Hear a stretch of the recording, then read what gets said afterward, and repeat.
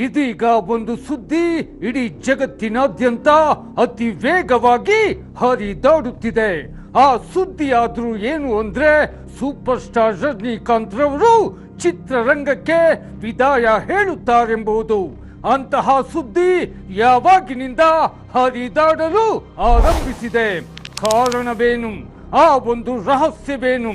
ರಜನಿಕಾಂತ್ ರವರಿಗೆ ಎದುರಾದ ಚಕಿತಗಳೇನೆಂಬ ಸಂಗತಿಗಳೇ ನಮ್ಮ ಇಂದಿನ ಹೀಗೂ ಉಂಟೆ.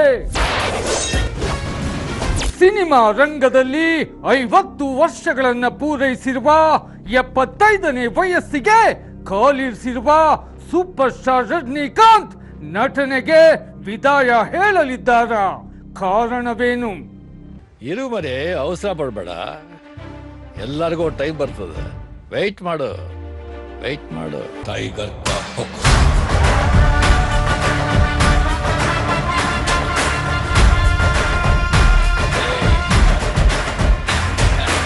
2023ರಲ್ಲಿ ತೆರೆ ಕಂಡ ಸೂಪರ್ ಸ್ಟಾರ್ ರಜನಿಕಾಂತ್ ಅಭಿನಯದ ಜೈಲರ್ ಚಿತ್ರವು ಇಡೀ ಜಗತ್ತಿನಾದ್ಯಂತ ಜಯಬೇರಿಯನ್ನು ಗಳಿಸಿತ್ತು. ಈ ಚಿತ್ರದಲ್ಲಿನ ಕನ್ನಡದ ಹ್ಯಾಟ್ರಿಕ್ ಹೀರೋ ಶಿವರಾಜ್ ಕುಮಾರ್ ಅಭಿನಯ ಜನ ಮೆಚ್ಚುಗೆಯನ್ನು ಗಳಿಸಿತ್ತು. ಬೇಕಾಗಿರೋದು ಆ ಒಬ್ಬ ಕೂಲಿ. ಇನ್ನು ಇದೇ ವರ್ಷ ರಜನಿಕಾಂತ್ ಅಭಿನಯದ 171ನೇ ಚಿತ್ರ ಕೂಲಿ ತೆರೆ ಕಂಡಿತು. ಕೂಲಿ ಚಿತ್ರ ಜೈಲರ್ ಚಿತ್ರದಷ್ಟು ಜಯಬೇರಿ ಗಳಿಸದೇ ಇದ್ದರೂ ಸಹ ಹಣ ಗಳಿಸುವುದರಲ್ಲೇನೂ ಹಿಂದೆ ಬೀಳಲಿಲ್ಲ. ಇನ್ನು ಇದೇ ಸಮಯದಲ್ಲಿ ಜೈಲರ್ ಚಿತ್ರದ 2ನೇ ಭಾಗದ ಶೂಟಿಂಗ್ ಭರದಿಂದ ಸಾಗಿದೆ.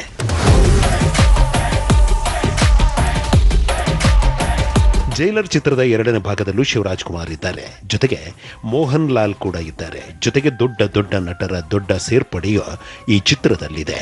ಅಂತಹ ಹೊಸ ಸೇರ್ಪಡೆಯೇ ತೆಲುಗು ಚಿತ್ರದ ಖ್ಯಾತ ನಟ ಬಾಲಕೃಷ್ಣ ಸಹ ಈ ಚಿತ್ರದಲ್ಲಿ ನಟಿಸುತ್ತಿರುವುದು.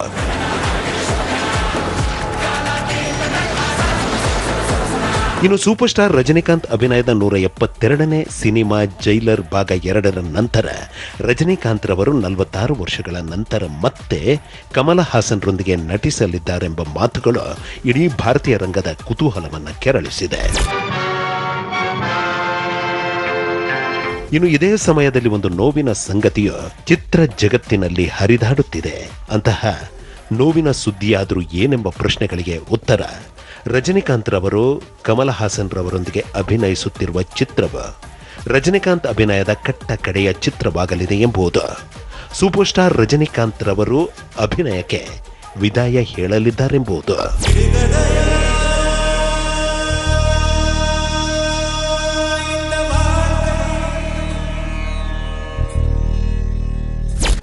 ಸೂಪರ್ ಸ್ಟಾರ್ ರಜನಿಕಾಂತ್ ಕಮಲ್ ಜೊತೆ ಅಭಿನಯಿಸಿದ ನಂತರ ಚಿತ್ರರಂಗಕ್ಕೆ ವಿದಾಯ ಹೇಳಲಿದ್ದಾರೆ. ಅದಕ್ಕೆ ಕಾರಣ ಏನು? ಕೂಲಿ ಚಿತ್ರ ನಿರೀಕ್ಷಿಸಿದಷ್ಟು ಯಶಸ್ಸು ಕಾಣಲಿಲ್ಲವಲ್ಲ ಅನ್ನುವ ಬೇಸರವೇ, ಅಥವಾ ಆರೋಗ್ಯ ಸಮಸ್ಯೆ, ಅಥವಾ ತಾವು ನಂಬಿರುವ ಆ ದೈವದ ಆದೇಶವೇ ಎಂಬ ನಾನಾ ಪ್ರಶ್ನೆಗಳು ಪ್ರತಿಯೊಬ್ಬರನ್ನ ಕಾಡದೇ ಇರುವುದಿಲ್ಲ. ಇನ್ನು ಇಂತಹ ನಾನಾ ಪ್ರಶ್ನೆಗಳಿಗೆ ಅವರಿಗೆ ಎದುರಾಗಿರುವ ಕೆಲವೊಂದು ಅಚ್ಚರಿಗಳು ಉತ್ತರವನ್ನು ನೀಡುತ್ತಿವೆ. ಹಾಗಾದ್ರೆ ಆ ಅಚ್ಚರಿಗಳಾದರೂ ಏನು? 1950 ಡಿಸೆಂಬರ್ 12ರಂದು ಬೆಂಗಳೂರಿನಲ್ಲಿ ಜನಿಸಿದ ಶಿವಾಜಿರಾವ್ ಗಾಯಕ್ವಾಡ್ ರಜನಿಕಾಂತ್ ಆಗಿ ಜಗತ್ ವಿಖ್ಯಾತಿಯನ್ನ ಗಳಿಸಿರುವಂತಹ ಮಾಸ್ ನಟ, ಸ್ಟೈಲಿಶ್ ನಟ, ಹಾಸ್ಯಕ್ಕೂ ಸೈ, ಸೀರಿಯಸ್ಗೂ ಸೈ. ಕರುನಾಡಿನಲ್ಲಿ ಹುಟ್ಟಿ 1975ರಲ್ಲಿ ತಮಿಳು ಚಿತ್ರರಂಗದಲ್ಲಿ ಕಾಲಿರಿಸಿ ಇಡೀ ಜಗತ್ತಿನಾದ್ಯಂತ ಹೆಸರು ಮಾಡಿರುವ ನಟ ರಜನಿಕಾಂತ್ ಸತತವಾಗಿ 50 ವರ್ಷಗಳಿಂದ ತೆರೆಯ ಮೇಲೆ ರಾರಾಜಿಸುತ್ತಿದ್ದಾರೆ.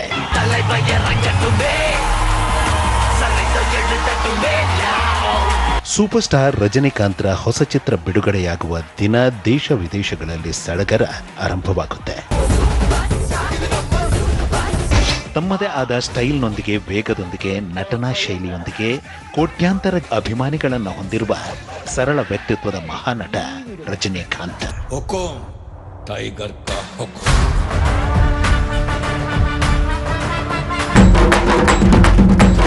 ವಯಸ್ಸು 75 ಆದರೂ ಇನ್ನೂ ಹುಡುಗನಂತೆ ನಲಿಯುತ್ತಾ, ನಟಿಸುತ್ತಾ, ರಂಜಿಸುತ್ತಿರುವ ಸಂಗತಿ ನಿಜವಾಗಿಯೂ ಅಚ್ಚರಿಯನ್ನ ಉಂಟು ಮಾಡುತ್ತೆ. ನಮ್ಮ ತಾತ ರಜನಿ ಫ್ಯಾನ್, ನಮ್ಮ ತಂದೆ ರಜನಿ ಫ್ಯಾನ್, ನಾನು ರಜನಿ ಫ್ಯಾನ್. ನನ್ನ ಮಕ್ಕಳು ಸಹ ರಜನಿ ಫ್ಯಾನ್ ಎಂದು ಹೇಳುವ ಜನರಿಗೆ ಲೆಕ್ಕವಿಲ್ಲ. ಒಟ್ಟಾರೆ 4 ತಲೆಮಾರುಗಳನ್ನ ರಂಜಿಸುತ್ತಿರುವಂತಹ ಖ್ಯಾತಿಯನ್ನು ಪಡೆದಿದ್ದಾರೆ ರಜನಿಕಾಂತ್. ಈಗಿನ ಜೀವನ ಶೈಲಿಯಲ್ಲಿ 60 ವರ್ಷಕ್ಕೆ ನಡೆದಾಡಲು ಕಷ್ಟಪಡುವಂತಹ ಸ್ಥಿತಿ ಎದುರಾಗಿದೆ. ಅಂತಹದ್ರಲ್ಲಿ ರಜನಿಕಾಂತ್ ರವರಿಗೆ 75 ವರ್ಷಗಳಾದರೂ 2016ರಲ್ಲಿ ಕಿಡ್ನಿ ಕಸಿ ಮಾಡಿಸಿಕೊಂಡಿದ್ದರು. ಒಮ್ಮೆ ಸಾವಿನ ದವಡೆಯಿಂದ ಆಚೆ ಬಂದಿದ್ದರು. ಅದೇ ಹುಮ್ಮಸ್ಸಿನಿಂದ ಸಿನಿಮಾಗಳಲ್ಲಿ ನಟಿಸುತ್ತಿರುವ, ಅದರಲ್ಲಿಯೂ ಹೀರೋ ಆಗಿ ನಟಿಸುತ್ತಿರುವ ಜನರನ್ನ ರಂಜಿಸುತ್ತಿರುವ ಸಂಗತಿ ಇಡೀ ಜಗತ್ತಿನ ಗಮನವನ್ನು ಸೆಳೆಯುತ್ತಿದೆ.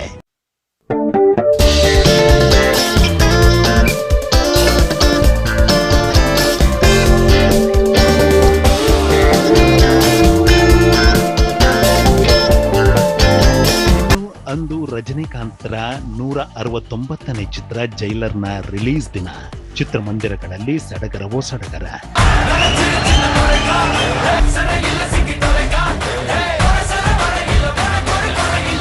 ಇನ್ನು ಇಂತಹ ಸಡಗರದ ಸಮಯದಲ್ಲಿ ರಜನಿಕಾಂತ್ ಮಾತ್ರ ಇಲ್ಲಿ ಇರಲಿಲ್ಲ.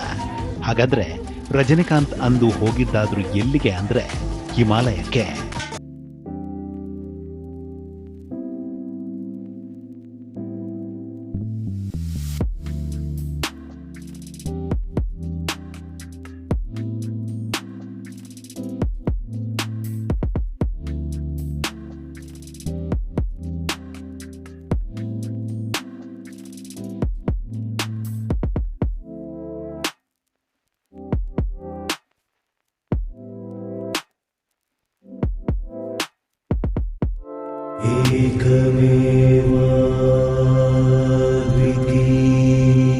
ತಮ್ಮನ್ನು ಸಾವಿನ ದವಡೆಯಿಂದ ಆಚೆ ತಂದ, ತಮಗೆ ಮರುಜನ್ಮವನ್ನ ನೀಡಿದ ಮಹಾ ಅವತಾರ್ ಬಾಬಾರವರು ರಜನಿಕಾಂತ್ ರವರಿಗೆ ಪರಿಚಯವಾಗಿದ್ದಾದ್ರೂ ಹೇಗೆ?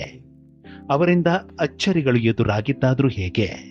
ಮೊಟ್ಟ ಮೊದಲು ಆದಂತಹ ಆ ವಿಚಿತ್ರ ಅನುಭವವಾದ್ರೂ ಏನು? ಅಂತಹ ಅನುಭವ ಆಗಿದ್ದಾದ್ರೂ ಎಲ್ಲಿ ಅಂದ್ರೆ ಬೆಂಗಳೂರಿನಲ್ಲಿ.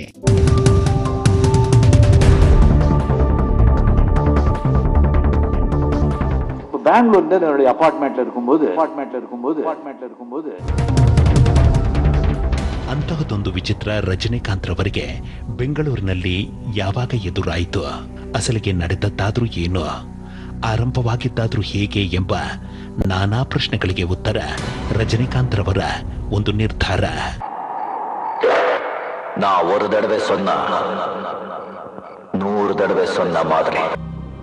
ರಜನಿಕಾಂತ್ ರವರು ಅಂದು ಮಾಡಿದಂತಹ ನಿರ್ಧಾರದಂತೆ ಆಗಿ ಹೋಗಿದ್ದರೆ ನಾವು ಜೈಲರ್ ಸಿನಿಮಾ ನೋಡಲು ಆಗುತ್ತಿರಲಿಲ್ಲ, ಕೂಲಿ ಚಿತ್ರವನ್ನ ನೋಡಲು ಆಗುತ್ತಿರಲಿಲ್ಲ. ಅದಕ್ಕೆ ಕಾರಣ ಆ ನಿರ್ಧಾರದಂತೆ ಆಗಿದ್ದರೆ ರಜನಿಕಾಂತ್ ರವರು ನಟನೆಯನ್ನ ನಿಲ್ಲಿಸಿ ಇಲ್ಲಿಗೆ 25 ವರ್ಷಗಳಾಗಿರುತ್ತಿದ್ದವು.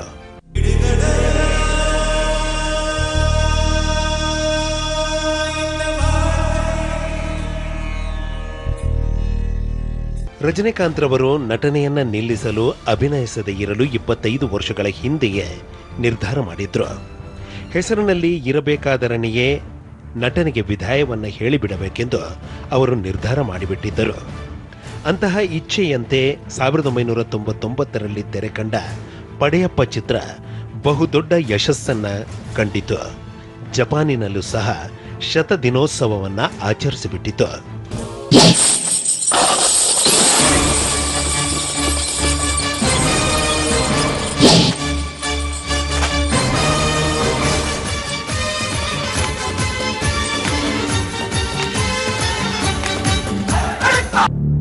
ಪಡೆಯಪ್ಪನ ಯಶಸ್ಸಿನೊಂದಿಗೆ ಸಂತಸಗೊಂಡ ರಜನಿಕಾಂತ್ ತಾವು ಮಾಡಿದ ನಿರ್ಧಾರದಂತೆ ಮತ್ತೆ ಯಾವ ಚಿತ್ರಕ್ಕೂ ಸಹಿ ಹಾಕದೆ ಜೀವನ ಸಾಗಿಸಲು ಆರಂಭಿಸಿದ್ರು.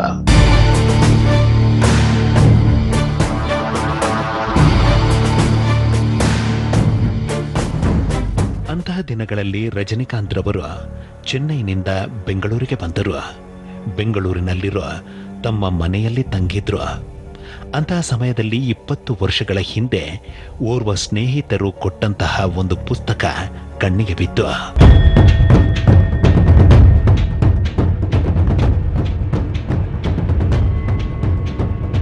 ಪುಸ್ತಕವನ್ನ ಓದುತ್ತಿರಬೇಕಾದ್ರೆ ರಜನಿಕಾಂತ್ ರವರಿಗೆ ಒಂದು ವಿಚಿತ್ರ ಎದುರಾಯಿತು.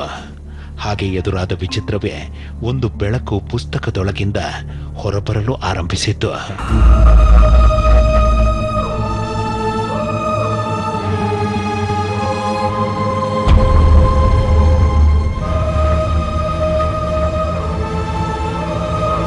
எனக்கு வந்து இது ஹாலுசினேஷனா, நானே இது திங்க் பண்ணிக்கிறேனா, நானே ஏதாவது மூளை நானே திங்க் பண்ணிக்கிறேன் அப்படி கிடையாது அப்படின்னு சொல்லி அப்படியே புக்கை மறுபடியும் வச்சுட்டு மறுபடியும் பேப்பர் படிக்கிற, டிவி போடுற, மறுபடியும் அந்த புக்கை போய் பாரு, அது மனசு சொல்றது. ಮರುಬಡಿ ಪದ ಮರುಬಡಿ ಅಂದ ಲೈಟ್ ಸ್ಪಾರ್ಕ್. ಪುಸ್ತಕದಿಂದ ಬೆಳಕು ಬರಲು ಆರಂಭಿಸಿದ ನಂತರ ಮತ್ತೊಂದು ಚಕಿತ ಆವರಿಸಿತು. ಹಾಗೆ ಎದುರಾದ ಚಕಿತವೇ ತಮ್ಮ ದೇಹದ ಮೇಲೆ ತಮಗೆ ನಿಯಂತ್ರಣ ತಪ್ಪಿದ್ದು, ಮಲಗಿ ಬಿಡೆಂದು ಯಾರೋ ಹೇಳಿದಂತಾಗಿದ್ದು. ಅಂತಹ ಅನುಭವ ಮತ್ತೆ ಮತ್ತೆ ಆಗಿತ್ತು. ಆಗ ತಮಗರಿವಿಲ್ಲದಂತೆ ರಜನಿಕಾಂತ್ ನಿದ್ರೆಗೆ ಶರಣಾಗಿ ಹೋಗಿದ್ದು.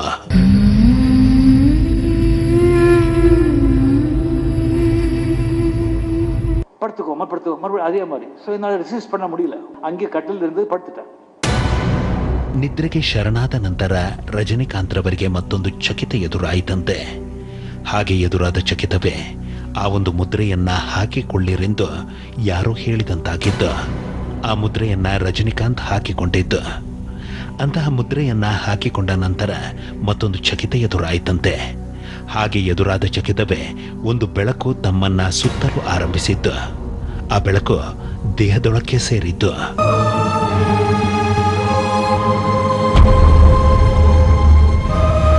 உடம்புல டச் ஆகக்கூடாது அப்படின்னு சொல்லிட்டு ஒரு உள்ளுக்குள்ள மனசு சொல்ற மாதிரியே அப்படியே கைதுக்கு அப்படியே படுத்துக்கும் போது ஒரு 35-40 செகண்ட்ஸ் இருக்கும். அந்த ஸ்பார்க், லைட் ஸ்பார்க் வந்து என் உடம்புல போகிற மாதிரி எனக்கு ஃபீலிங்.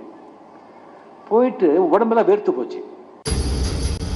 ಅಸಲಿಗೆ ರಜನಿಕಾಂತ್ ರವರು ಬೆಂಗಳೂರಿನ ತಮ್ಮ ಮನೆಯಲ್ಲಿ ಓದಲು ಆರಂಭಿಸಿದ ಆ ಪುಸ್ತಕವಾದರೂ ಯಾವುದು? ಆ ಬೆಳಕು ಬಂದಿದ್ದಾದ್ರೂ ಯಾವ ಪುಸ್ತಕದಿಂದ ಎಂಬ ನಾನಾ ಪ್ರಶ್ನೆಗಳಿಗೆ ಉತ್ತರ ಪರಮಹಂಸ ಯೋಗಾನಂದರ ಆಟೋಬಯೋಗ್ರಫಿ ಆಫ್ ಅ ಯೋಗಿ.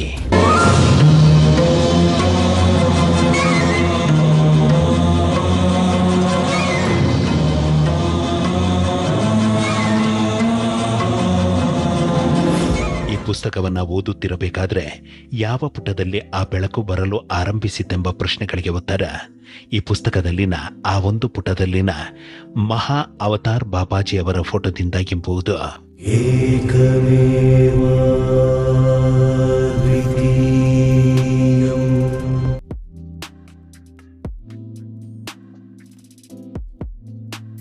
ಅಂತಹ ಅನುಭವ ಆದ ನಂತರ ಬಾಬಾರ ಫೋಟೋ ನೋಡಿದಾಗಲೆಲ್ಲ ರಜನಿಕಾಂತ್ರ ಕಣ್ಣಲ್ಲಿ ನೀರು ಸುರಿಯಲು ಆರಂಭಿಸಿತು. ತಮ್ಮ ಚಿತ್ತ ಸಂಪೂರ್ಣವಾಗಿ ಬಾಬಾರತ್ತ ಹೋಯಿತು.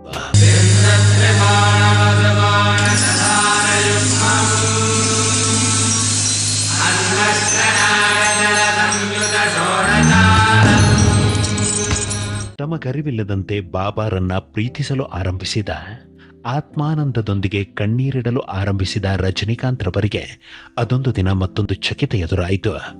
ಹಾಗೆ ಎದುರಾದ ಚಕಿತವೇ ಯಾರೋ ಕಿವಿಯಲ್ಲಿ ಚಿತ್ರಕಥೆಯನ್ನ ಹೇಳಿದಂತಹ ಅನುಭವ. ಹಾಗೆ ಕಿವಿಯಲ್ಲಿ ಹೇಳಿದ್ದನ್ನ ರಜನಿಕಾಂತ್ ತಮಗರಿವಿಲ್ಲದಂತೆ ಬರೆಯುತ್ತಾ ಹೋದರು.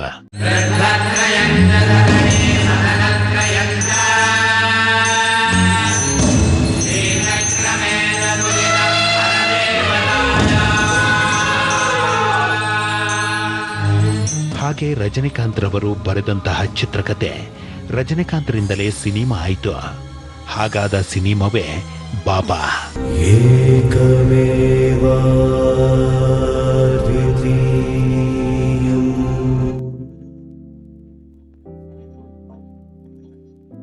ಸುಮಾರು 2000 ವರ್ಷಗಳಿಂದ ಸೂಕ್ಷ್ಮ ಶರೀರದ ಮೂಲಕ ಜೀವನ ಸಾಗಿಸುತ್ತಿರುವ, ತಮಗೆ ಬೇಕೆಂದಾಗ ದೇಹದೊಂದಿಗೆ ಕಾಣಿಸುವ ಮಹಾ ಅವತಾರ್ ಬಾಬಾರು ರಜನಿಕಾಂತ್ರ ಮೂಲಕ ಜಗತ್ತಿಗೆ ಒಂದು ಸಂದೇಶ ಸಾರಿದ್ರು.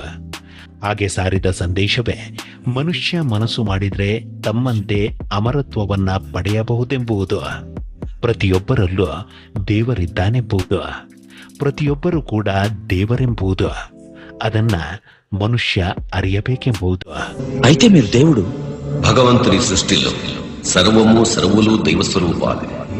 ఈ సమస్తం దేవుడే, అందరూ దేవుళ్ళే. మరి నేను దేవుణ్ణా? నేను దేవుడినని నాకు తెలుసు, నువ్వు దేవుడవని నీకు తెలియదు. తెలుసుకోవాలంటే తనువు నేను కాదు.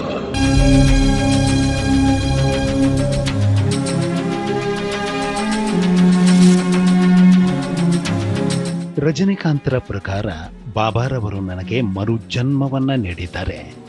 ಅವರು ನೀಡಿರುವ ಪ್ರಾಣ ಭಿಕ್ಷೆಯ ಪ್ರತಿಫಲವೇ ಇಂದಿನ ನಾನು, ಇಂದಿನ ಆರೋಗ್ಯ, ಇಂದಿನ ಯಶಸ್ಸು.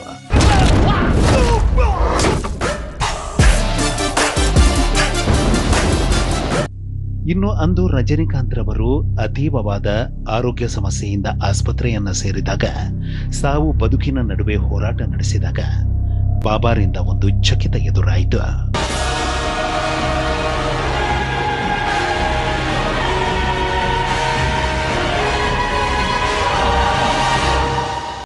ಇನ್ನು ಸೂಪರ್ ಸ್ಟಾರ್ ರಜನಿಕಾಂತ್ ಚಿತ್ರರಂಗಕ್ಕೆ ವಿದಾಯ ಹೇಳುತ್ತಾರೆಂಬ ಮಾತುಗಳು ಯಾವಾಗಿನಿಂದ ಕೇಳಿ ಬರುತ್ತಿವೆ ಎಂಬ ಪ್ರಶ್ನೆಗಳಿಗೆ ಉತ್ತರ, ಅವರು ಮತ್ತೆ ಹಿಮಾಲಯಕ್ಕೆ ಹೋಗಿ ಬಂದ ನಂತರ.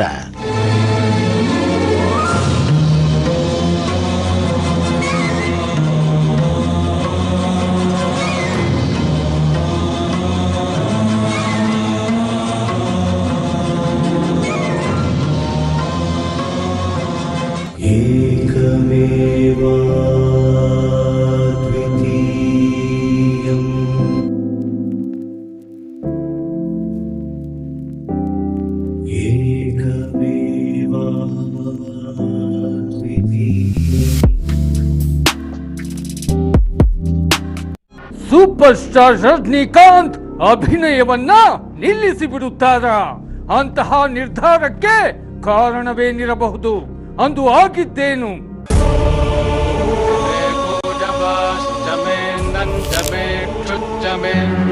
ಆಸ್ಪತ್ರೆಯಲ್ಲಿ ಚಿಕಿತ್ಸೆ ಪಡೆಯುತ್ತಿದ್ದ ರಜನಿಕಾಂತ್ ರವರು ಬದುಕುಳಿಯುವುದು ಕಷ್ಟವೆಂಬ ಮಾತುಗಳು ಹರಿದಾಡಲು ನಿಂತವು. ವೈದ್ಯರು ಏನೂ ಹೇಳಲು ಬರೋದಿಲ್ಲ ಅಂತ ಹೇಳಲು ನಿಂತರು. ಅಂತಹ ಸಮಯದಲ್ಲಿ ಓರ್ವರು ಒಂದು ಮಾತನ್ನಾಡಿದ್ರು. ಆ ಮಾತೆ ಅವರಿಗೆ ಏನೂ ಆಗೋದಿಲ್ಲವೆಂಬುದು, ಅವರು ಬದುಕುಳಿಯುತ್ತಾರೆಂಬುದು. ಅಂತಹ ಮಾತುಗಳನ್ನಾಡಿದವರಾದ್ರೂ ಯಾರು ಅಂದ್ರೆ ಮಹಾ ಅವತಾರ್ ಬಾಬಾಜಿ. ಸ್ನೇಹಿತ ರಜನಿಕಾಂತ್ ಪ್ರಾಣಾಪಾಯದಿಂದ ಪಾರಾಗಲೆಂದು ಬೆಂಗಳೂರಿನ ಹರಿಯವರು ಹಿಮಾಲಯಕ್ಕೆ ಹೋಗಿ ಬಾಬಾರ ಗುಹೆಯಲ್ಲಿ ಧ್ಯಾನಕ್ಕೆ ಕುಳಿತಾಗ ಒಂದು ಚಕಿತ ಎದುರಾಯಿತಂತೆ. ಹಾಗೆ ಎದುರಾದ ಚಕಿತವೇ ಧ್ಯಾನದಲ್ಲಿ ಬಾಬಾಜಿಯವರು ಕಾಣಿಸಿಕೊಂಡಿದ್ದು ಆಯುಷ್ಮಾನ್ ಭವ ಎಂಬ ಮಾತುಗಳನ್ನಾಡಿದ್ದು, ಸಮಸ್ಯೆಯಿಂದ ಆಚೆ ಬರುತ್ತಾರೆಂದು ಹೇಳಿದ್ದು.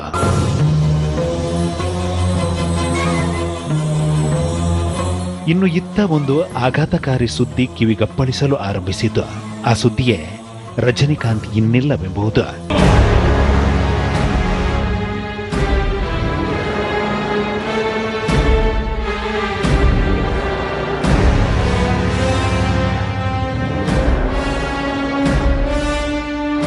ವಿಷಯ ಸರಿಯಾಗಿ ತಿಳಿಯುತ್ತಿಲ್ಲವಲ್ಲ ಅಂತ ಹೇಳಿ ಅಭಿಮಾನಿಗಳು ನೋವಿನಿಂದ ರೊಚ್ಚಿಗೇಳಲು ಆರಂಭಿಸಿದ್ರು. ಇನ್ನು ಅಂತಹ ಸಮಯದಲ್ಲಿ ಒಂದು ಚಕಿತ ಎದುರಾಯಿತು. ಹಾಗೆ ಎದುರಾದ ಚಕಿತವೇ ರಜನಿಕಾಂತ್ ಪ್ರಾಣಾಪಾಯದಿಂದ ಪಾರಾಗಿದ್ದು. ಓರ್ವ ಸ್ನೇಹಿತರ ಬಳಿ ಆ ಒಂದು ರಹಸ್ಯವನ್ನ ಬಯಲು ಮಾಡಿದ್ದು.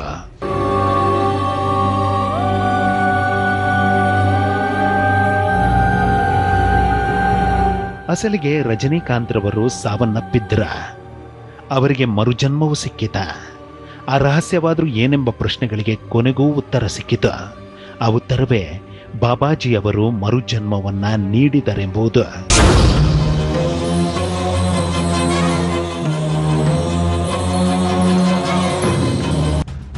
ಅಂತಹ ರಹಸ್ಯವನ್ನ ರಜನಿಕಾಂತ್ ರವರು ಓರ್ವ ಸ್ನೇಹಿತರ ಬಳಿ ಬಯಲು ಮಾಡಿದ್ರು. ರಜನಿಕಾಂತ್ರ ಆ ಸ್ನೇಹಿತರಾದ್ರೂ ಯಾರು ಅಂದ್ರೆ ನೈಸ್ ಸಂಸ್ಥೆಯ ಮುಖ್ಯಸ್ಥ ಅಶೋಕ್ ಖೇಣಿ.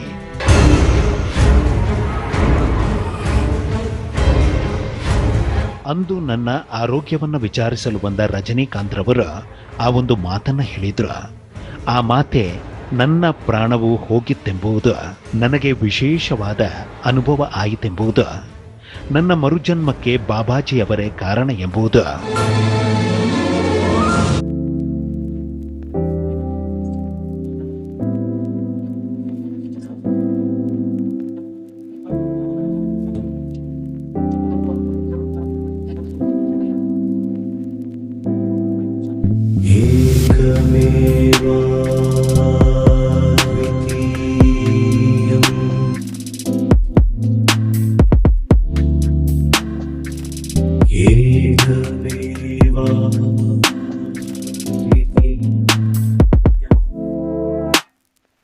ಬಾಬಾಜಿಯವರು ತಮಗೆ ಮರುಜನ್ಮವನ್ನ ನೀಡಿದ್ದಾರೆಂದು ಹೇಳುವ ರಜನಿಕಾಂತ್ ತಮ್ಮ ಚಿತ್ರಗಳ ರಿಲೀಸ್ಗೂ ಮುಂಚೆ ಅಥವಾ ರಿಲೀಸ್ ನಂತರ ಅಥವಾ ವರ್ಷಕ್ಕೆ ಒಂದು ಬಾರಿ ಹಿಮಾಲಯಕ್ಕೆ ಹೋಗುತ್ತಾರೆ. ಅವತಾರ ಬಾಬಾರ ಗುಹೆಯಲ್ಲಿ ಕೆಲವೊಂದು ಪ್ರಶ್ನೆಗಳನ್ನು ಇರಿಸಿ ಧ್ಯಾನಕ್ಕೆ ಕೂರುತ್ತಾರೆ. ಧ್ಯಾನದಲ್ಲಿ ಬಾಬಾರಿಂದ ಸಿಗುವಂತಹ ಉತ್ತರವನ್ನ ಪಾಲಿಸುತ್ತಾರೆ.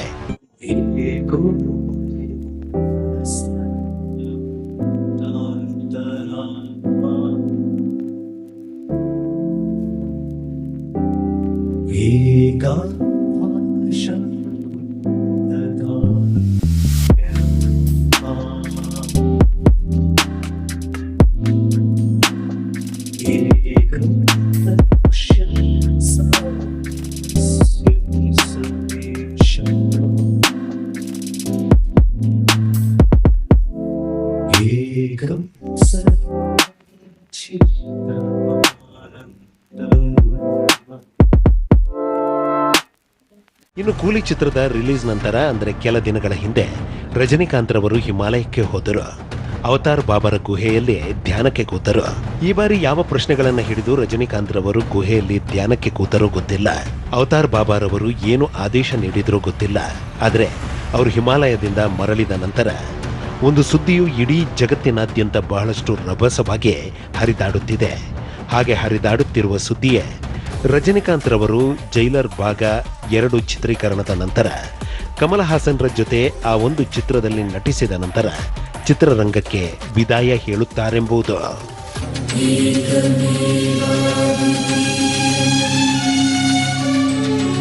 ಕೆಲವರ ಪ್ರಕಾರ ಬಾಬಾರಿಂದ ಆದೇಶ ಆಗಿರಬಹುದು. ಆ ಕಾರಣಕ್ಕೆ ಚಿತ್ರರಂಗಕ್ಕೆ ರಜನಿಕಾಂತ್ ರವರು ವಿದಾಯ ಹೇಳಲು ನಿರ್ಧರಿಸಿದ್ದಾರೆ ಎಂಬುದು. ಕೆಲವರ ಪ್ರಕಾರ ಕೆಲ ಆರೋಗ್ಯ ಸಮಸ್ಯೆಗಳೊಂದಿಗೆ ಜೀವನ ಸಾಗಿಸುತ್ತಿರುವ ರಜನಿಕಾಂತ್ ರವರಿಗೆ ಇದೀಗ ವಯಸ್ಸು 75. ಇಂತಹ ಇಳಿ ವಯಸ್ಸಿನಲ್ಲಿ ವಿಶ್ರಾಂತಿ ಅತ್ಯಗತ್ಯ. ವೈದ್ಯರ ಮತ್ತು ಮನೆಯವರ ಒತ್ತಾಸೆಯೂ ಅದೇ ಆಗಿರುತ್ತೆ. ಆ ಕಾರಣ ಚಿತ್ರರಂಗಕ್ಕೆ ವಿದಾಯ ಹೇಳುವ ನಿರ್ಧಾರ ಮಾಡಿರಬಹುದೆಂಬುದು. ಇನ್ನು ಮುಂದೆ ಅವರು ಸಂಪೂರ್ಣವಾಗಿ ಆಧ್ಯಾತ್ಮದಲ್ಲಿ ತಮ್ಮನ್ನು ತೊಡಗಿಸಿಕೊಳ್ಳುತ್ತಾರೆಂಬುದು.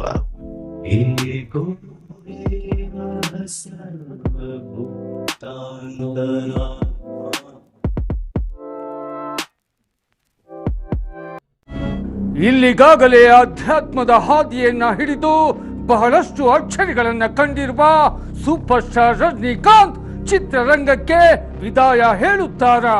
ತಮ್ಮನ್ನ ಸಂಪೂರ್ಣವಾಗಿ ಆಧ್ಯಾತ್ಮದಲ್ಲಿ ತೊಡಗಿಸಿಕೊಳ್ಳುತ್ತಾರಾ? ಮುಂದೆ ಏನಾಗಲಿದೆ ನೋಡಬೇಕಿದೆ.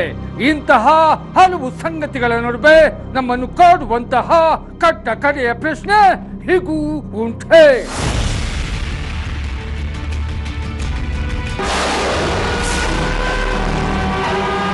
ಎಲ್ಲರಿಗೂ ನಮಸ್ಕಾರ.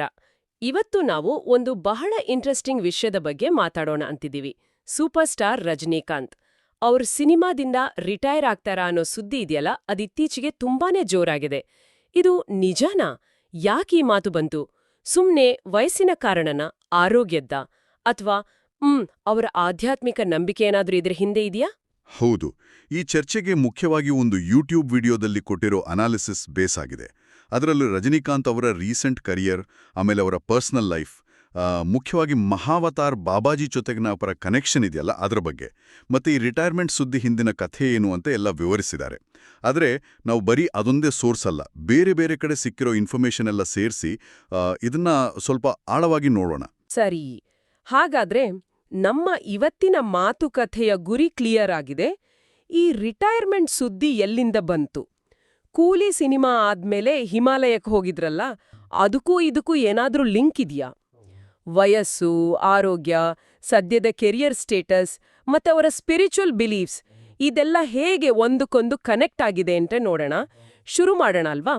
ಫಸ್ಟ್ಗೆ ಈ ರಿಟೈರ್ಮೆಂಟ್ ಮಾತು ಯಾವಾಗ ಜಾಸ್ತಿ ಆಯ್ತು? ಕೂಲಿ ರಿಲೀಸ್ ಆದ್ಮೇಲೆ ಅನ್ಸುತ್ತೆ, ಹಿಮಾಲಯಕ್ಕೆ ಹೋಗಿ ಬಂದ್ಮೇಲೆನಾ? ಹೌದು, ಅವರು ಹಿಮಾಲಯದಿಂದ ವಾಪಸ್ ಬಂದ್ಮೇಲೆನೇ ಈ ಸುದ್ದಿ ಜೋರಾಗಿತ್ತು. ಯಾಕೆ ಈ ಟೈಮ್ನಲ್ಲೇ ಅನ್ನೋದಕ್ಕೆ ಹಲವು ಥಿಯರಿಗಳಿವೆ. ಒಂದ್ ಕಡೆ ಏನಂತಾರೆ ಅಂದ್ರೆ, ಕೂಲಿ ಸಿನಿಮಾ ಇದೆಯಲ್ಲ ಅದು ಅವರ ಹಿಂದಿನ ಸಿನಿಮಾ ಜೈಲರ್ ಅಷ್ಟು ದೊಡ್ಡ ಮಟ್ಟಕ್ಕೆ ಹೋಗ್ಲಿಲ್ಲ. ನಿರೀಕ್ಷೆ ಜಾಸ್ತಿ ಇತ್ತು. ಸೊ ಅದರಿಂದ ಸ್ವಲ್ಪ ಬೇಜಾರಾಗಿರ್ಬೋದಾ ಅಂತ ಕೆಲವರು ಹೇಳ್ತಾರೆ. ಆದ್ರೆ ಕೂಲಿ ಫೈನಾನ್ಷಿಯಲಿ ಓಕೆ ಅಲ್ವಾ? ಲಾಭ ಮಾಡಿದೆ ಅಂತಾರಲ್ಲ. ಹಾಗಿದ್ಮೇಲೆ ಬರೀ ಸಕ್ಸೆಸ್ ಕಂಪೇರ್ ಮಾಡೋದು ಅದು ಸರಿ ಹೋಗುತ್ತಾ? ಒಂದು ಮಟ್ಟಕ್ಕೆ ಹಿಟ್ಟಾದ್ರೂ ಜೈಲರ್ ತರ ಬ್ಲಾಕ್ ಬಸ್ಟರ್ ಆದ್ಮೇಲೆ ಎಕ್ಸ್ಪೆಕ್ಟೇಷನ್ ಬೇರೆ ಇರುತ್ತಲ್ವಾ? ಖಂಡಿತವಾಗಿಯೂ. ಜೈಲರ್ ವೇರ್ ತುಂಬಾನೇ ದೊಡ್ಡದಿತ್ತು. ಕೂಲಿ ಆ ರೇಂಜ್ಗೆ ಹೋಗಿಲ್ಲ ಅಂದ್ರೂ ಆರ್ಥಿಕವಾಗಿ ಸೇಫ್ ಆಗಿದೆ ಅಂತಾನೆ ಸುದ್ದಿ. ಸೊ ನೀವು ಹೇಳಿದ ಹಾಗೆ ಬರೀ ಸಕ್ಸೆಸ್ ಒಂದೇ ಕಾರಣ ಅಲ್ಲ, ಬೇರೇನೂ ಇರಬೇಕು. ಮುಖ್ಯವಾಗಿ ಅವರ ವಯಸ್ಸು ಈಗ 75 ವರ್ಷ. ಹೌದು, 75. ಮತ್ತೆ ಅವರ ಹೆಲ್ತ್ ಕಂಡೀಷನ್ ಇದೆಲ್ಲ ಸಹಜವಾಗಿ ರಿಟೈರ್ಮೆಂಟ್ ಯೋಚನೆ ತರುತ್ತೆ. ಇಲ್ಲೇ ಇನ್ನೊಂದು ತುಂಬಾನೇ ಸ್ಟ್ರಾಂಗ್ ಆದ ಮತ್ತೆ ಚರ್ಚೆಯಲ್ಲಿರೋ ಆಂಗಲ್ ಅಂದ್ರೆ ಅವರ ಗುರು ಮಹಾವತಾರ್ ಬಾಬಾಜಿ. ಅವರಿಂದಾನೇ ರಿಟೈರ್ ಆಗೋಕೆ ಆದೇಶ ಬಂದಿದೆಯಂತೆ ಅನ್ನೋ ಮಾತು. ಇದು ಎಷ್ಟರ ಮಟ್ಟಿಗೆ ನಿಜವೋ ಏನೋ, ಆದ್ರೆ ಅವರ ಲೈಫಲ್ಲಿ ಬಾಬಾಜಿ ಪ್ರಭಾವ ನೋಡಿದ್ರೆ ಇದನ್ನ ತಳ್ಳಿ ಹಾಕೋ ಹಾಗೆ ಇಲ್ಲ. ಖಂಡಿತವಾಗಿ ಅವರ ಸ್ಪಿರಿಚುವಲ್ ಸೈಡ್, ಅದರಲ್ಲೂ ಬಾಬಾಜಿ ಜೊತೆಗಿನ ಅವರ ಡೀಪ್ ಕನೆಕ್ಷನ್, ಅದು ಈ ಇಡೀ ರಿಟೈರ್ಮೆಂಟ್ ಚರ್ಚೆಯ ಸೆಂಟರ್ನಲ್ಲಿದೆ ಅಂತಾನೆ ಹೇಳ್ಬೋದು. ಆ ವಿಷಯಕ್ಕೆ ಬರೋ ಮುಂಚೆ ಅವರ ಲಾಂಗ್ ಕರಿಯರ್ ಬಗ್ಗೆ, ಕೆಲವು ಮೈಲ್ಸ್ಟೋನ್ಸ್ ಮತ್ತೆ ಸದ್ಯದ ಪ್ರಾಜೆಕ್ಟ್ಸ್ ಬಗ್ಗೆ ಒಂದು ಸಣ್ಣ ರೀಕ್ಯಾಪ್ ಮಾಡ್ಕೊಂಡ್ರೆ ಈ ಚರ್ಚೆಗೆ ಒಳ್ಳೆ ಬ್ಯಾಕ್ಗ್ರೌಂಡ್ ಸಿಗುತ್ತೆ. ಗಮನಿಸಬೇಕಾದ ಮುಖ್ಯ ವಿಷಯ ಅಂದ್ರೆ ರಜನಿಕಾಂತ್ ಅವರು ಇಂಡಿಯನ್ ಸಿನಿಮಾದಲ್ಲಿ ಆಲ್ಮೋಸ್ಟ್ 50 ಇಯರ್ಸ್, 5 ಡಿಕೇಡ್ಸ್. 50 ವರ್ಷ! ವಾವ್! ಹೌದು. 1950 ಡಿಸೆಂಬರ್ 12 ಬೆಂಗಳೂರಿನಲ್ಲಿ ಹುಟ್ಟಿದ್ದು ಶಿವಾಜಿರಾವ್ ಗೈಕ್ವಾಡ್ ಆಗಿ. ಕಂಡಕ್ಟರ್ ಆಗಿದ್ದವರು 1975ರಲ್ಲಿ ಕೆ ಬಾಲಚಂದರ್ ಅವರ ಅಪೂರ್ವ ರಾಂಗಣ್ಲಿಂದ ತಮಿಳ್ ಇಂಡಸ್ಟ್ರಿಗೆ ಬಂದು ಇವತ್ತು ಗ್ಲೋಬಲ್ ತಲೈವ. ಈಗ ಅವರಿಗೆ 75 ವರ್ಷ. ಹೌದು, 5 ದಶಕಗಳು ಅಂದ್ರೆ 4 ಜನರೇಷನ್ ಆಡಿಯನ್ಸ್ನ ರಂಜಿಸಿದ್ದಾರೆ.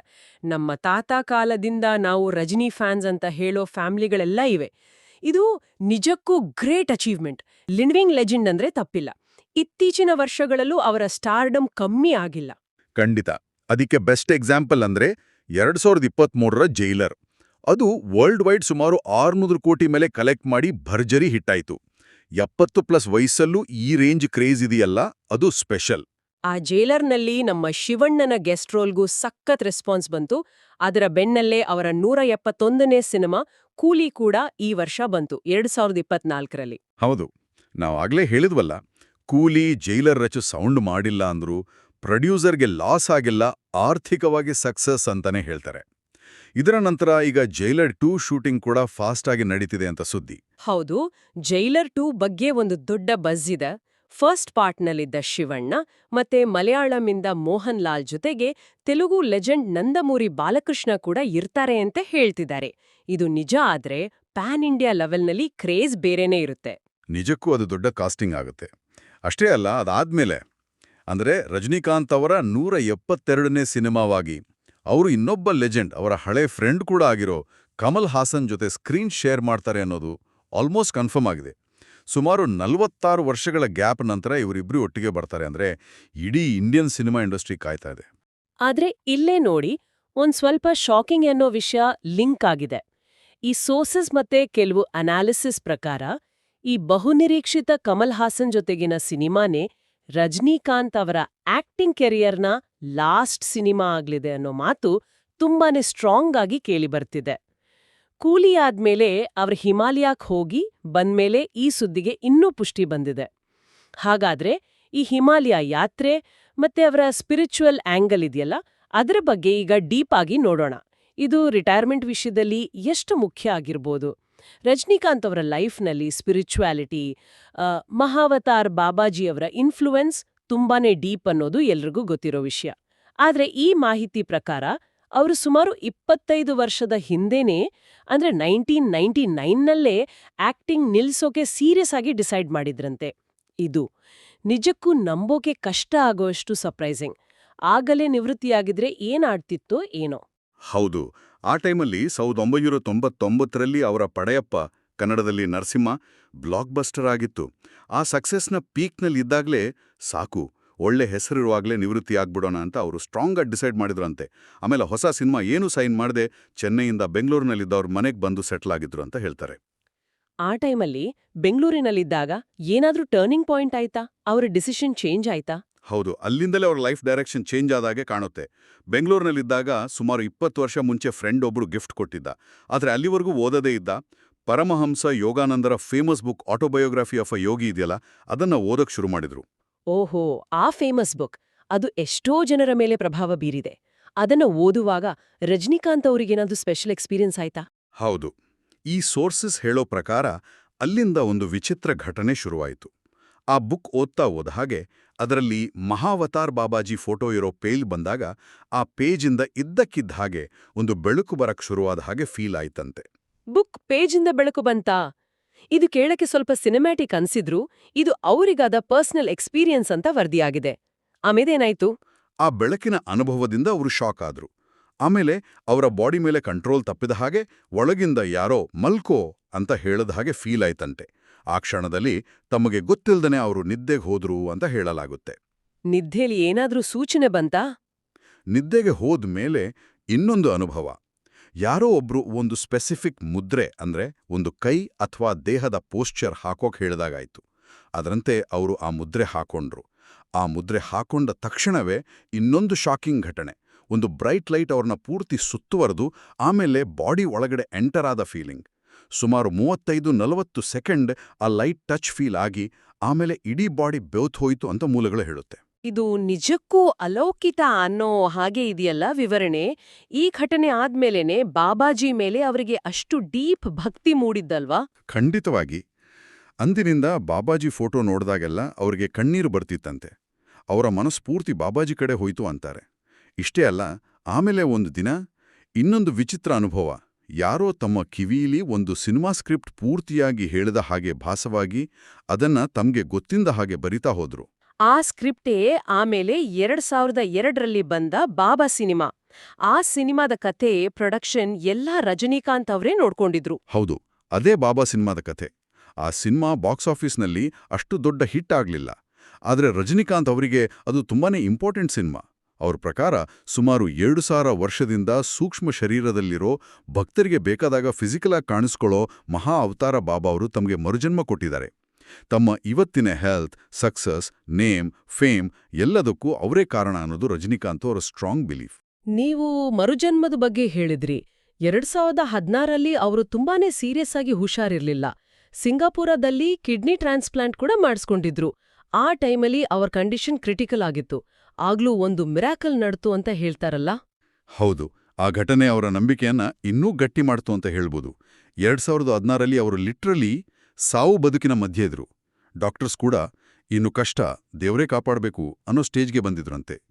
ಅದೇ ಟೈಮಲ್ಲಿ ರಜನಿಕಾಂತ್ ಅವರ ಕ್ಲೋಸ್ ಫ್ರೆಂಡ್ ಹರಿ ಅನ್ನೋರು ಅವ್ರಿಗೋಸ್ಕರ ಹಿಮಾಲಯದ ಬಾಬಾಜಿ ಗುಹೆಯಲ್ಲಿ ಸ್ಪೆಷಲ್ ಪ್ರೇಯರ್, ಮೆಡಿಟೇಷನ್ ಮಾಡ್ತಾ ಇದ್ದಾಗ ಸ್ವತಃ ಮಹಾವತಾರ್ ಬಾಬಾಜಿಯೋಡೇ ದರ್ಶನ ಕೊಟ್ಟು ಆಯುಷ್ಮಾನ್ ಭವ ಅಂತ ಹರಿಸಿ ರಜನಿಕಾಂತ್ ಖಂಡಿತ ಬದುಕೊಳ್ತಾರೆ, ಈ ಹೆಲ್ತ್ ಪ್ರಾಬ್ಲಮಿಂದ ಪೂರ್ತಿ ಹೊರಗೆ ಬರ್ತಾರೆ ಅಂತ ಹೇಳಿದ್ರಂತೆ.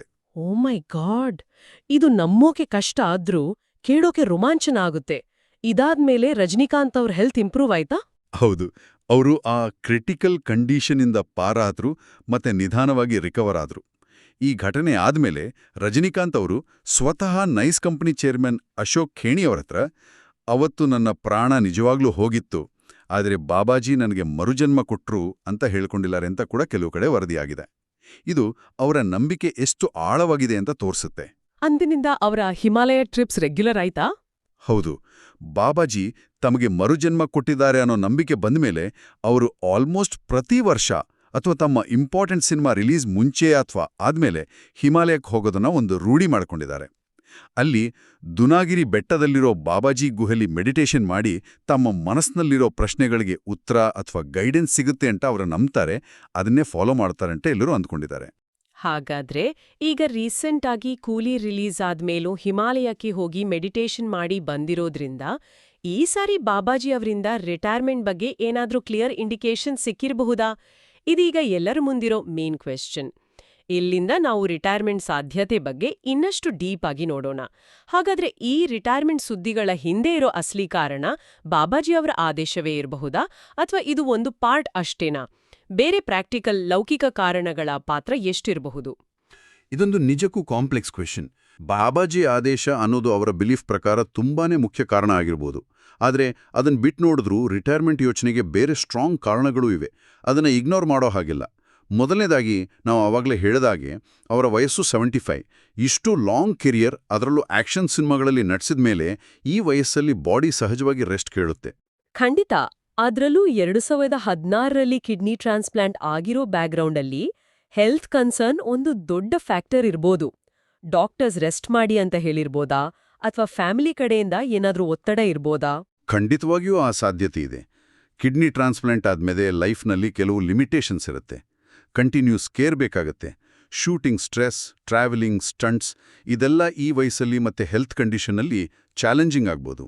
ಡಾಕ್ಟರ್ಸ್ ಅಡ್ವೈಸ್ ಮತ್ತೆ ಫ್ಯಾಮಿಲಿ, ಮುಖ್ಯವಾಗಿ ಅವರ ಮಕ್ಕಳಾದ ಐಶ್ವರ್ಯ ಮತ್ತೆ ಸೌಂದರ್ಯ ಅವರ ಕೇರ್, ಸಪೋರ್ಟ್ ಖಂಡಿತವಾಗಿಯೂ ಈ ಡಿಸಿಷನ್ನಲ್ಲಿ ಇಂಪಾರ್ಟೆಂಟ್ ರೋಲ್ ಪ್ಲೇ ಮಾಡಿರ್ಬೋದು. ಇದರ ಜೊತೆಗೆ ಕೆರಿಯರ್ ಪಾಯಿಂಟ್ ಆಫ್ ವ್ಯೂ ಇಂದ ನೋಡಿದ್ರೆ, ಜೈಲರ್ ತರ ದೊಡ್ಡ ಹಿಟ್ ಕೊಟ್ಟು ಮುಂದೆ ಕಮಲ್ ಹಾಸನ್ ಜೊತೆ ಒಂದು ಹಿಸ್ಟಾರಿಕ್ ಸಿನಿಮಾ ಲೈನಪ್ ಆಗಿರ್ಬೇಕಾದ್ರೆ ಬಹುಶಃ ಇದೇ ಕರೆಕ್ಟ್ ಟೈಮ್, ಪೀಕ್ನಲ್ಲಿದ್ದಾಗ್ಲೇ ಗುಡ್ ಬೈ ಹೇಳೋಕೆ ಅಂತ ಅವ್ರು ಅಂದ್ಕೊಂಡಿರ್ಬೋದಾ? ಅದು ಒಂದು ಸ್ಟ್ರಾಂಗ್ ಪಾಸಿಬಿಲಿಟಿ. ಒಬ್ಬ ಗ್ರೇಟ್ ಆರ್ಟಿಸ್ಟ್ಗೆ ತಮ್ಮ ಕೆರಿಯರ್ನ ಹೇಗೆ ಎಂಡ್ ಮಾಡಬೇಕು ಅನ್ನೋ ಒಂದು ಐಡಿಯಾ ಇರುತ್ತೆ. ಜೈಲರಿಂದ ತಮ್ಮ ಬಾಕ್ಸ್ ಆಫೀಸ್ ಪವರ್ನ ಮತ್ತೆ ಪ್ರೂವ್ ಮಾಡಿದ್ದಾರೆ.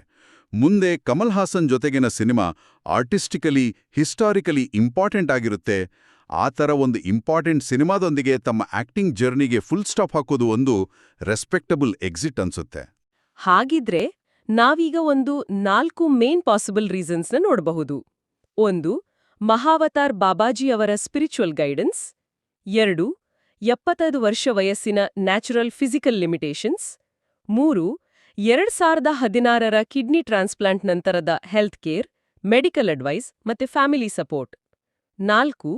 ಕೆರಿಯರ್ನಲ್ಲಿ ಒಂದು ಒಳ್ಳೆ ಸ್ಟೇಜ್ನಲ್ಲಿ ಒಂದು ಇಂಪಾರ್ಟೆಂಟ್ ಸಿನಿಮಾದೊಂದಿಗೆ ಗೌರವವಾಗಿ ನಿವೃತ್ತಿ ಆಗೋ ಪರ್ಸನಲ್ ಡಿಸಿಷನ್. ಹೌದು, ಈ 4 ಫ್ಯಾಕ್ಟರ್ಸ್ನ ಕಾಂಬಿನೇಷನ್ ಇರ್ಬೋದು, ಅಥವಾ ಇದರಲ್ಲಿ ಯಾವುದಾದ್ರೂ ಒಂದು ಫ್ಯಾಕ್ಟರ್ ಬೇರೆದಕ್ಕಿಂತ ಜಾಸ್ತಿ ವೈಟೇಜ್ ಹೊಂದಿರ್ಬೋದು.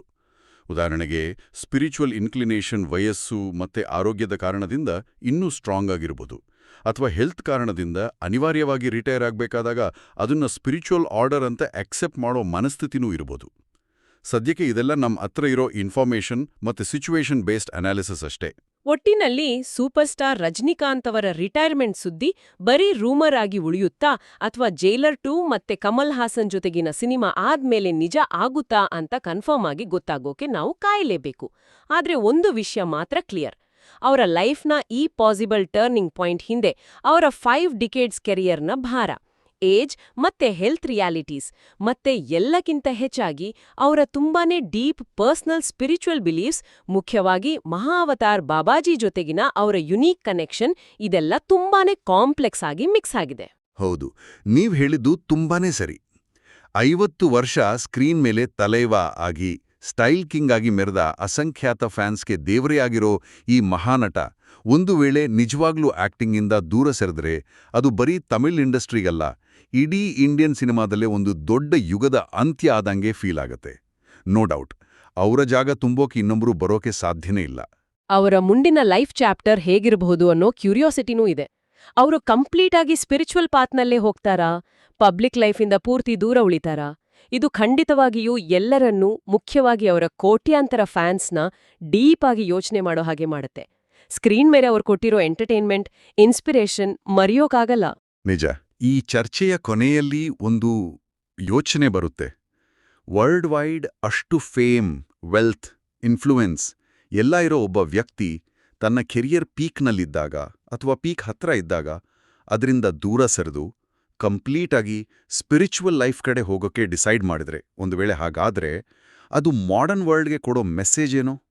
ಫಿಸಿಕಲ್ ಸಕ್ಸೆಸ್ ಆಚೆಗಿನ ಹುಡುಕಾಟದ ಬಗ್ಗೆ, ಲೈಫ್ನ ಅಲ್ಟಿಮೇಟ್ ಪರ್ಪಸ್ ಬಗ್ಗೆ ಇದು ಏನ್ ಹೇಳುತ್ತೆ? ಬಹುಶಃ ರಜನಿಕಾಂತ್ ಅವರ ಮುಂದಿನ ರೋಲ್ ಸ್ಕ್ರೀನ್ ಮೇಲೆ ಅಲ್ಲ, ಬದಲಾಗಿ ಸ್ಪಿರಿಚುವಲ್ ಫೀಲ್ಡ್ನಲ್ಲಿ ತಮ್ಮ ಎಕ್ಸ್ಪೀರಿಯನ್ಸ್ ಮೂಲಕ ಬೇರೆಯವರಿಗೆ ಗೈಡೆನ್ಸ್ ಕೊಡೋ ರೂಪದಲ್ಲಿ ಇರ್ಬೋದೇನೋ? ಇದು ಮುಂದಿನ ದಿನಗಳಲ್ಲಿ ಗಮನಿಸಬೇಕಾದ ತುಂಬಾನೇ ಇಂಟ್ರೆಸ್ಟಿಂಗ್ ಪಾಯಿಂಟ್. नमस्कार। आज हम एक बहुत ही दिलचस्प मुद्दे पर बात करने वाले हैं, सुपरस्टार रजनीकांत। उनके अभिनय से संन्यास लेने की अफवाहें एक बार फिर से जोर पकड़ रही हैं। तो सवाल ये है कि इन खबरों में कितना दम है और ये क्यों उठ रही हैं? हमारे पास जो जानकारी है वो एक YouTube वीडियो के विश्लेषण पर आधारित है। इसमें रजनीकांत जी के 50 साल के शानदार करियर, उनकी हालिया फिल्में, स्वास्थ्य और हाँ, उनकी गहरी आध्यात्मिक यात्रा पर भी काफी कुछ बताया गया है। तो आज हम कोशिश करेंगे कि इन अफवाहों की तह तक जाएं। क्या ये सिर्फ हवाई बातें हैं या कोई ठोस वजह है? और रजनीकांत जी के जीवन के वो कौन से पहलू हैं, खासकर महाअवतार बाबा जी से उनका जुड़ाव, जो शायद इस फैसले पर असर डाल सकते हैं? क्या वाकई थलाइवा का सफर अब थमने वाला है? चलिए समझते हैं इसको। देखिए, ये सन्यास की बातें तो पहले भी उठी हैं, लेकिन इस बार जब वो हिमालय से लौटे ना, तो ये फिर से तेज हो गई। हाँ, ये पैटर्न तो रहा है। जब भी वो हिमालय जाते हैं, लौटकर ऐसी खबरें आने लगती हैं। अच्छा, अगर हाल की फिल्मों की बात करें तो 2023 में जेलर आई थी। वो तो ब्लॉकबस्टर थी, जबरदस्त हिट थी वो, और शिवराज कुमार का होना भी उसमें मतलब कमाल का कॉम्बिनेशन था। हाँ, फिर इसी साल उनकी 171वीं फिल्म आई, कुली। जी। अब सुनने में आया है कि ये जेलर जितनी बड़ी हिट शायद नहीं रही। हाँ, व्यावसायिक तौर पर जेलर वाला जादू शायद नहीं चला पाई, लेकिन फिर भी बॉक्स ऑफिस पर प्रदर्शन ठीक रहा। मतलब उसे आप असफल तो बिल्कुल नहीं कह सकते। सही। और एक दिलचस्प बात यह भी है कि जेलर 2 की तैयारी चल रही है। अच्छा। हाँ, और कहा जा रहा है कि इसमें शिवराज कुमार और मोहनलाल जी के साथ बालकृष्ण भी हो सकते हैं। अरे वाह, ये तो मतलब पैन इंडिया लेवल की कास्टिंग हो जाएगी फिर। बिल्कुल, अगर ऐसा होता है तो ये बहुत बड़ी फिल्म होगी। सही कहा। और इन सब के बीच जो सबसे बड़ी खबर है वो है उनकी 172वीं फिल्म, जो वो कमल हासन जी के साथ कर रहे हैं करीब 46 साल बाद। ये तो अपने आप में ऐतिहासिक है। जी बिल्कुल, 2 दिग्गज एक साथ। लेकिन इसी फिल्म के साथ ये अफवाह भी जुड़ी है कि शायद ये उनकी आखिरी फिल्म हो। हाँ, ये बात भी हवा में है। तो फिर वही सवाल, अगर ये सच है तो क्यों? क्या कुली का प्रदर्शन वजह हो सकती है? मुझे तो ये थोड़ा मुश्किल लगता है। नहीं, मुझे भी लगता है कि ये वजह थोड़ी कमजोर है। रजनीकांत जी का कद बहुत बड़ा है, एक फिल्म के ऊपर नीचे होने से फर्क नहीं पड़ता। सही। लेकिन हाँ, दूसरा पहलू है स्वास्थ्य और उम्र। वो अब 75 के हो गए हैं। हाँ, ये बात तो है। और जैसा कि जानकारी में है, 2016 में उनका किडनी ट्रांसप्लांट हुआ था। जी। और उससे पहले भी 2011 के आसपास वो काफी बीमार रहे थे। सिंगापुर में इलाज चला था। तो ये मुमकिन है कि वो अब आराम करना चाहते हो। 50 साल काम किया है उन्होंने, बहुत होता है। हाँ, शायद डॉक्टर्स ने या परिवार ने सलाह दी हो सकता है। इस उम्र में एक्शन फिल्में करना, लंबे शूट्स, ये आसान नहीं होता। बिल्कुल, मतलब फिजिकल डिमांड बहुत होती है आजकल की फिल्मों की, स्टंट्स वगैरह। एग्जैक्टली। तो ये एक बहुत ही स्वाभाविक कारण लगता है। सही कहा, ये लॉजिकल भी लगता है। और फिर तीसरा एंगल है जो काफी मजबूत है और जिसका जिक्र उस सामग्री में भी है, वो है आध्यात्मिक कारण। हाँ, महाअवतार बाबा जी वाला कनेक्शन। जी, क्या उनके गुरु का कोई आदेश है? रजनीकांत जी की आस्था उनमें बहुत गहरी है, ये बात तो जग जाहिर है। बिल्कुल। और इस आध्यात्मिक जुड़ाव को समझने के लिए शायद हमें उनके सफर को थोड़ा और देखना होगा। जी। 50 साल सिनेमा में, सोचिए जरा। 12 दिसंबर 1950 को जन्म हुआ शिवाजी राव गायकवाड़, बैंगलोर में। हाँ, और 1975 में तमिल फिल्मों में एंट्री ली, के बालचंद्र जी की फिल्म से। अपूर्व रागांगल। हाँ, और उसके बाद तो बस इतिहास बन गया। बस कंडक्टर से एशिया के सबसे महंगे एक्टर्स में से एक। कमाल का सफर है ना? उनका स्टाइल, वो सिगरेट वाला अंदाज, चलने का तरीका, dialogue delivery, action, comedy, drama, सब कुछ। हर चीज में यूनिक, स्टाइल मन्नन। हाँ, और फिर थलाइवा, लीडर, और इतनी सक्सेस के बाद भी वो सादगी। वही तो, जैसा कहा जाता है ना, हमारे दादा फैन, पिता फैन, हम फैन, बच्चे भी फैन। 4 पीढ़ियां, ये सच में अविश्वसनीय है। और एनर्जी देखिए, 75 साल की उम्र में, ट्रांसप्लांट के बाद, एक बड़ी बीमारी से उभरने के बाद भी आज भी लीड रोल कर रहे हैं। सच में ये अपने आप में अद्भुत है। आजकल तो 60-65 में ही लोगों को कितनी दिक्कतें हो जाती हैं। सही बात है। तो उनका इतना एक्टिव रहना, ये उनकी इच्छा शक्ति तो है ही, पर शायद वो आध्यात्मिक शक्ति भी है जिसकी वो बात करते हैं। अब आते हैं उस आध्यात्मिक मूड पर। यहाँ कहानी बहुत दिलचस्प हो जाती है। जी। जानकारी के मुताबिक 1999 में पढ़ाईयप्पा आई, जो जबरदस्त हिट हुई हिंदी में नरसिम्हा। हाँ, बहुत बड़ी हिट थी। लेकिन कहते हैं उस सफलता के बाद उन्होंने एक्टिंग छोड़ने का मन बना लिया था। अच्छा, ये बात कम लोग जानते होंगे। हाँ, वो उस समय फिल्म में साइन नहीं कर रहे थे, बैंगलोर में थे अपने घर पर, और वहीं उन्हें वो किताब मिली। ऑटोबायोग्राफी ऑफ ए योगी। हाँ, जो किसी दोस्त ने 20 साल पहले दी थी, पर उन्होंने पढ़ी नहीं थी। जी परमहंस योगानंद जी की किताब। जी, बहुत मशहूर किताब है वो। और उसे पढ़ते हुए कुछ कह सकते हैं कि अलौकिक अनुभव हुए उन्हें। हाँ, ऐसा बताया गया, खासकर जब वो महाअवतार बाबा जी की तस्वीर वाले पन्ने पर आए। उन्हें लगा जैसे तस्वीर से रोशनी निकल रही है। जी, और फिर जैसे शरीर पर कंट्रोल नहीं रहा। हाँ, किसी अनदेखी ताकत ने लेटने को कहा, वो लेट गए, सो गए। फिर नींद में ही एक खास मुद्रा बनाने का एहसास हुआ। जैसे कोई सिखा रहा हो। बिल्कुल।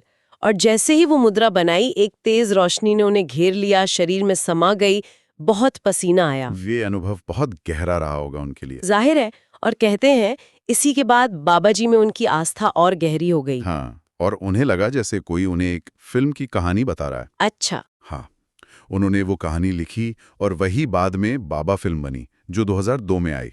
ओह, तो बाबा फिल्म का आइडिया यहाँ से आया। जी, रजनीकांत जी मानते हैं कि ये बाबा जी का ही संदेश था जो उन्हें दुनिया तक पहुंचाना था। फिल्म चली नहीं चली वो अलग बात है, पर उनके लिए इसका महत्व बहुत ज्यादा है। समझ गया। और ये यही नहीं रुका, एक और बात है जो वो मानते हैं कि बाबा जी ने उन्हें पुनर्जन्म दिया है। हाँ, ये भी एक बहुत बड़ी बात है जो वो कहते हैं। ये शायद 2011 की बात है, जब वो बहुत बीमार थे। सिंगापुर वाले इलाज के दौरान। जी, जब उनकी हालत बहुत नाजुक थी। जानकारी ये कहती है कि डॉक्टर्स ने भी लगभग उम्मीद छोड़ दी थी। ओह। उसी समय उनके एक दोस्त श्री हरि बेंगलोर से वो हिमालय गए बाबा जी की गुफा के पास ध्यान करने, रजनीकांत जी के लिए। अच्छा। और उन्हें ध्यान में बाबा जी के दर्शन हुए, जिन्होंने आयुष्मान भव कहा, रजनीकांत जी के लिए आशीर्वाद दिया। और उधर रजनीकांत जी ठीक होने लगे। जबकि यहाँ तो उनके बारे में बहुत नेगेटिव अफवाहें भी थीं, पर वो ठीक हो गए। कमाल है। बाद में उन्होंने अशोक खिनी जी को, जो नाइस वाले हैं, उन्हें बताया कि उन्हें ऐसा लगा था जैसे उनके प्राण निकल गए थे, और बाबा जी की कृपा से ही उन्हें नया जीवन मिला। उन्होंने खुद इसे पुनर्जन्म कहा। जी, सामग्री के अनुसार उन्होंने इसे पुनर्जन्म ही कहा। तो ये सिर्फ ठीक होना नहीं था, ये एक तरह का आध्यात्मिक ट्रांसफॉर्मेशन था शायद। बिल्कुल, ऐसा लगता है। और अगर कोई ये महसूस करे कि उसे दूसरा जीवन मिला है, तो फिर वो उस जीवन को कैसे जीना चाहेगा, ये सोचने वाली बात है। हाँ, शायद इसीलिए वो अब उसे पूरी तरह अध्यात्म को समर्पित करना चाहते हो। ये एक बहुत मजबूत कारण हो सकता है उनके रिटायरमेंट के पीछे। बहुत पर्सनल, बहुत गहरा। इन सब बातों को देखें तो उनका बार बार हिमालय जाना और भी ज्यादा मतलब रखता है। जी, वो जाते हैं नियमित रूप से, फिल्म रिलीज से पहले या बाद में या साल में एक बार। वहां ध्यान करते हैं, बाबा जी की गुफा में। कहते हैं उन्हें वहां मार्गदर्शन मिलता है। हाँ, वो अपने सवाल रखते हैं और मानते हैं कि ध्यान में जवाब मिलते हैं। और जैसा हमने शुरू में कहा, कुली के बाद वो फिर गए थे हिमालय। जी। और लौटने के बाद ही ये सन्यास की बातें फिर तेज हो गईं। तो सवाल उठता है, क्या इस बार उन्हें कोई खास संकेत मिला, कोई आदेश? क्या बाबा जी ने कहा कि अब बस बहुत हुआ सांसारिक काम, अब पूरी तरह इधर आ जाओ? हो सकता है। या फिर ये सब चीजें एक साथ आ रही हैं? जैसे बढ़ती उम्र, स्वास्थ्य की चिंताएं, 50 साल का लंबा करियर, और साथ में ये गहरी आध्यात्मिक इच्छा, गुरु के प्रति समर्पण। हाँ, सब मिलकर एक दिशा में इशारा कर रहे हो। बिल्कुल, सामग्री में ईश्वर के हर कण में होने की बात है, खुद को जानने की बात है। शायद वो अब जीवन के इसी पहलू पर फोकस करना चाहते हो, पूरी तरह से अभिनय की दुनिया की चकाचौंध से दूर। शायद। तो क्या लगता है आखिर, क्या सुपरस्टार रजनीकांत वाकई अलविदा कह रहे हैं? 50 साल का करियर, थलाइवा का टैग, ये सब पीछे छूट जाएगा? देखिए, जब तक वो खुद कुछ नहीं कहते, पक्के तौर पर कहना तो मुश्किल है। हाँ, वो तो है। लेकिन जो जानकारी है वो इशारा तो करती है, खासकर वो पुनर्जन्म वाली बात, वो छोटी नहीं है।